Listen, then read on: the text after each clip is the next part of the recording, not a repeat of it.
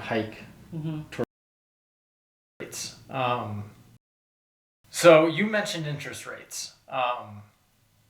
It sounds like interest rates are still going up. That hasn't slowed necessarily. The Fed has announced that it's going to continue to hike towards the end of the year. What sort of impact are we going to see moving forward? Oh, I think it has a huge impact for starters, on first-time home buyers. Sure. And on the lower end of the market, where we're seeing a lot more people who need loans. Today, I spoke with a lender this morning. 30-year fixed is at 7.625.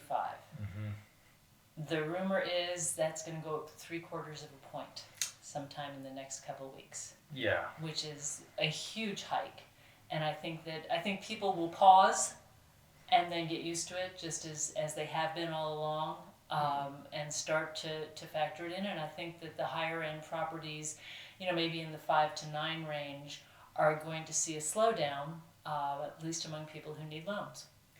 Well, how about people who have an existing property, want to sell it, and maybe move laterally or up in the market? Are they now being pinched by these interest rates?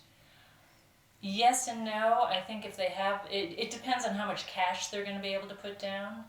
I think that if they're selling, if they don't have a mortgage, they have a bunch of cash, then yeah, they can do it. If you're putting down 50%, then you're not going to be quite as pinched, because obviously your loan's going to be smaller. Another interesting thing is I think that people are starting to think more about seller financing.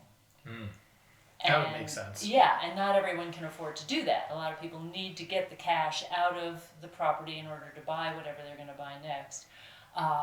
But if you think about it from an investment standpoint, here you've got this investment that can make you, even if you're not charging the going interest rate, say you get a 5 or 6% interest rate on your financing. Yep.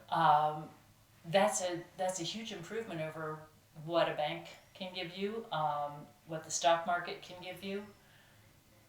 Yeah, it's a compelling option if you're a seller. If you're a seller in that position, that you can swing that.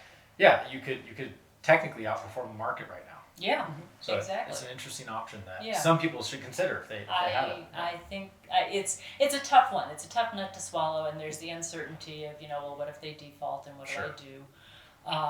But I think it's something that a lot of people should consider if they can.